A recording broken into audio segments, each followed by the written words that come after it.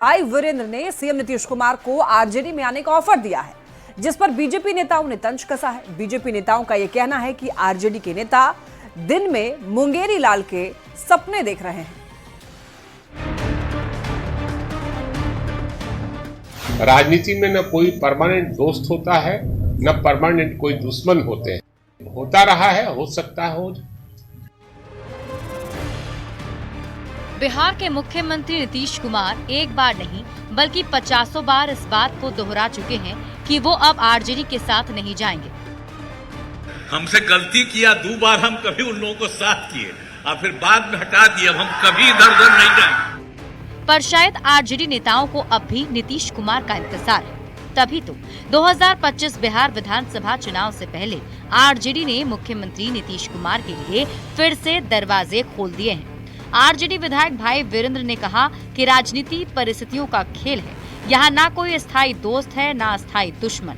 नीतीश सांप्रदायिक शक्तियों को छोड़कर आना चाहते हैं तो आ जाएं।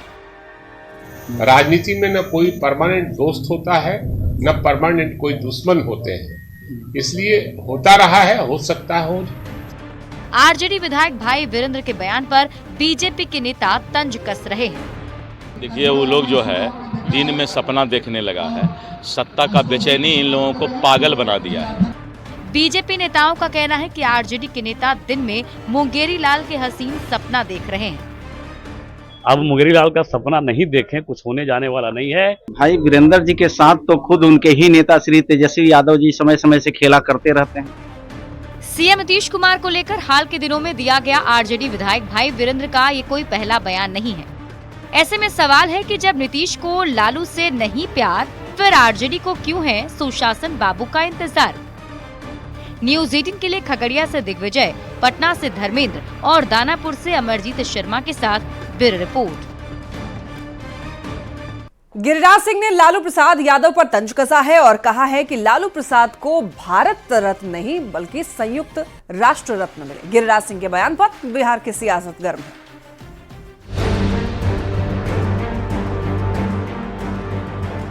जिंदगी भर ऐसा काम किए हैं, उनको भारत रत्न से नहीं पूरा होगा, उनको विश्व रत्न का मिलना चाहिए। भले ही बिहार विधानसभा का चुनाव अगले साल यानी 2025 में हो, नेताओं की बयानबाजी इसी साल चरम पर पहुंच चुकी है। आपको यूएनओ से मिलेगा क्योंकि आपने भ्रष्टाचार की मुहिम को महिमा मंडित किया है लालू जी।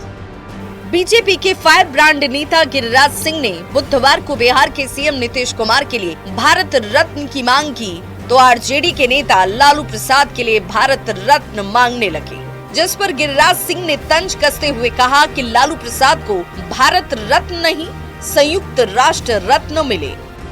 क्यों संयुक्त राष्ट्र रत्न मिले, ये गिरिराज सिंह की जुबानी ही सुन लीजिए। चारा घोटाला, रेल घोटाला, तो इसका भी तो कुछ होना चाहिए। विपक्ष को पूछिए कि आपको यूएनओ से मिलेगा क्योंकि आपने भ्रष्टाचार की मुहिम को महिमा मंडित किया है लालू जी, इसलिए इनको तो देश का रत्न नहीं मिल सकता, इनको संयुक्त राष्ट्र संघ का रत्न मिलना चाहिए। सर मूर्ख का हिंसा। गिरिराज सिंह के बयान पर बिहार की सियासत गर्म है। आज एक अशोभनीय रत्न गरीबों के मसीहा लालू प्रसाद यादव जी के लिए भी ये टीका टिक्की वाले मंत्री गिरिराज सिंह बोल रहे देना चाहिए। गिरिराज सिंह जी तो खुद दंगई मंत्री है, क्यों नहीं एक दंगई रत्न गिरिराज सिंह को दे दिया जाए। गिरिराज सिंह के बयान पर जहां आरजेडी नेताओं ने ऐतराज जाहिर किया, तो वहीं जेडीयू नेताओं का कहना है कि लालू प्रसाद भ्रष्टाचार के प्रतीक हैं। इसमें गिरिराज सिंह ने कुछ भी गलत नहीं कहा। यह बात सर्वविदित है कि लालू प्रसाद यादव जी पर कोई भ्रष्टाचार के आरोप सिर्फ लगे नहीं हैं, बल्कि साबित भी हुए। बिहार के चुनाव में भले ही अभी समय हो, नेताओं ने तरह तरह के शब्द गढ़ने शुरू कर दिए हैं और ये सियासत भारत रत्न से आगे बढ़ते हुए संयुक्त राष्ट्र रत्न के तंज तक जा पहुंची है। आगे और कौन कौन से शब्द जुड़ते हैं, बस देखते जाइए। न्यूज 18 के लिए बेगूसराय से संतोष और पटना से विनीता मिश्रा के साथ ब्यूरो रिपोर्ट।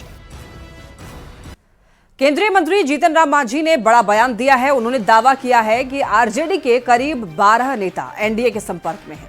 ये दावा उन्होंने पत्रकारों के उस सवाल पर किया जिसमें पत्रकार उनसे पूछ रहे थे कि आरजेडी दावा कर रही है कि जेडीयू के कुछ नेता उनके संपर्क में हैं। इसी पर जवाब देते हुए मांझी ने कहा है कि आरजेडी के दर्जन भर नेता एनडीए के संपर्क में हैं। अब इस दौरान उन्होंने तेजस्वी यादव पर भी निशाना साधा है और कहा है कि तेजस्वी यादव कब के नेता हैं और किस आंदोलन से आए हैं। तेजस्वी यादव कह रहे हैं जेडीयू के 4 नेता बीजेपी के संपर्क में हैं। 2 दिल्ली में है, 2 बिहार में मैं कहता हूँ राजद के दर्जन भर नेता हमारे एनडीए के संपर्क में हैं। केंद्रीय मंत्री जीतन राम मांझी के दावे पर बिहार की सियासत गर्मा गई है। मांझी के बयान का एनडीए नेताओं ने समर्थन किया है, तो वहीं विपक्ष के नेताओं ने पलटवार के साथ जीतन राम मांझी को नसीहत भी दी है। अभी तो ऑपरेशन मांझी जी की शुरुआत हुई है और ऑपरेशन मांझी का असर इतना गहरा असर होगा कि राष्ट्रीय जनता दल की जो राजनीतिक विषाद है, चूंकि कौन उस नैया पर सवार होगा जिसका लोकसभा में मात्र 4 सांसद, उपचुनाव में चारों खाना चित, तो जब चारों खाना चित वाले के साथ जाने को कोई तैयार होगा। मांझी जी ने सही ही कहा है। कई ऐसे महागठबंधन के नेता हैं जो आतुर हैं। मेरे पास तो मोबाइल में कितना लोगों का मोबाइल रिकॉर्डिंग है। कल अगर तेजस्वी जी अपना कुनबा संभाल रहे हैं, अपना घर देखें, उनका घर में सब ठीक ठाक नहीं है, और देखते रहे आगे क्या होने वाला है। पता नहीं जो पुराने एमएलए हैं उनके पास रह पाएंगे कि नहीं, ये बताएं पहले। आदरणीय जीतन बाबू मांझी जी कह रहे हैं कि महागठबंधन के, इंडिया गठबंधन के विधायक संपर्क में है एनडीए के। आदरणीय जीतन बाबू मांझी जी का तो 4 विधायक है। पहले वो अपने विधायकों को बीजेपी से बचा लें, यही बहुत है। ये मंत्री जीतन राम मांझी जी के बयानों पे सिर्फ हंसा जा सकता है। मुझे नहीं लगता है कभी वो गंभीरतापूर्वक कुछ बात दे कहते हैं। बिहार में एनडीए डूबती हुई नाव है, कौन उनके साथ जाने वाला भाई। 5 दिसंबर को पूर्व प्रधानमंत्री अटल बिहारी वाजपेयी की जयंती पर आयोजित मैं अटल रहूंगा कार्यक्रम में भोजपुरी गायिका के गाए गए भजन रघुपति राघव राजाराम पर कुछ लोगों ने आपत्ति जताई, जिसके बाद गायिका देवी को सॉरी बोलना पड़ गया। अब इस मुद्दे पर भी सियासत तेज है। रघुपति राघव राजा राम पतित पावन पटना में पूर्व प्रधानमंत्री अटल बिहारी वाजपेयी की जयंती पर हुए कार्यक्रम में एक भजन को लेकर विवाद हो गया है। भोजपुरी गायिका देवी ने मंच से राष्ट्रपिता महात्मा गांधी का लोकप्रिय भजन रघुपति राघव राजाराम जैसे ही गाना शुरू किया तो कुछ लोगों ने हंगामा शुरू कर दिया। बीच कार्यक्रम में गायिका देवी को माफी मांगनी पड़ी, जिस पर अब सियासत तेज है। आरजेडी अध्यक्ष लालू प्रसाद ने सोशल मीडिया एक्स पर पोस्ट कर बीजेपी पर निशाना साधा है। लोक गायिका देवी ने कहा है कि उनका इस कार्यक्रम में किसी की भावना को आहत करना मकसद नहीं था। सारे मेरे चाहने वाले लोग ही हैं, लेकिन कई बार होता नहीं, आपकी छोटी सी बात भी किसी को हर्ट हो जाती है, तो अगर हर्ट हुई है तो उसके लिए सॉरी। मैं अटल रहूंगा कार्यक्रम अटल विचार मंच ने आयोजित किया था। इस मंच के प्रमुख पूर्व केंद्रीय मंत्री और बीजेपी नेता अश्विनी चौबे हैं। देवी ने हंगामा करने वालों से कहा कि भारतीय संस्कृति वसुधैव कुटुंबकम की बात करती है। अगर उन्हें इस भजन से ठेस पहुंची है तो वो माफी मांगती हैं, जिसको लेकर लालू प्रसाद ने बीजेपी पर निशाना साधा है और अब सोशल मीडिया पर वार पलटवार का नया दौर शुरू हो गया है। न्यूज़ 18 के लिए पटना से संजय कुमार के साथ ब्यूरो रिपोर्ट। प्रगति यात्रा के तीसरे दिन सीएम नीतीश कुमार सीतामढ़ी और शिवहर के दौरे पर रहे और इस दौरान सीएम नीतीश कुमार सीतामढ़ी के रीगा चीनी मिल का उद्घाटन किया, साथ ही कई योजनाओं का शिलान्यास और उद्घाटन किया है।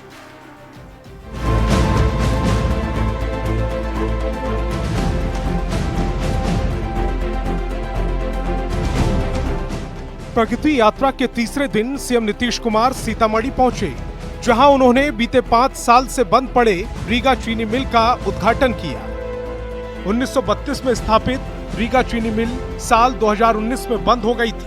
जिसके बाद से लगातार रीगा चीनी मिल को शुरू करने की मांग हो रही थी। अब 5 साल बाद सीएम नीतीश ने बंद पड़े रीगा चीनी मिल का उद्घाटन किया। इस दौरान नीतीश कुमार ने हवाई सर्वेक्षण किया और बेलसंड प्रखंड के मदकौल टूटान स्थल का निरीक्षण भी किया। सीतामढ़ी के मनियारी गांव में सीएम नीतीश कुमार विकास योजनाओं का जायजा लिया, साथ ही करोड़ों रुपए की योजनाओं की सौगात भी दी। सीतामढ़ी के पहले सीएम नीतीश कुमार शिवहर में भी प्रगति यात्रा के दौरान विकास कार्यों का जायजा लिया। सीएम नीतीश कुमार पिपराही प्रखंड के मेसौड़ा में पंचायत भवन समेत कई योजनाओं का निरीक्षण किया। साथ ही जीविका दीदियों से भी बातचीत की। इसके साथ ही सीएम नीतीश कुमार ने 187 करोड़ की परियोजनाओं का शिलान्यास और लोकार्पण भी किया। सीएम की यात्रा के दौरान उनके साथ डिप्टी सीएम सम्राट चौधरी, मंत्री जमा खान समेत कई मंत्री भी साथ रहे। सीएम नीतीश कुमार प्रगति यात्रा पर निकले हैं। 28 दिसंबर को पहले चरण की यात्रा का समापन होगा।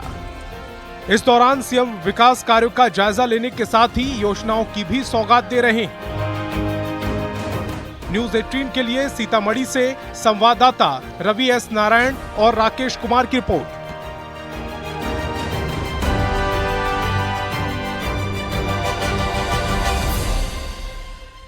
मुख्यमंत्री नीतीश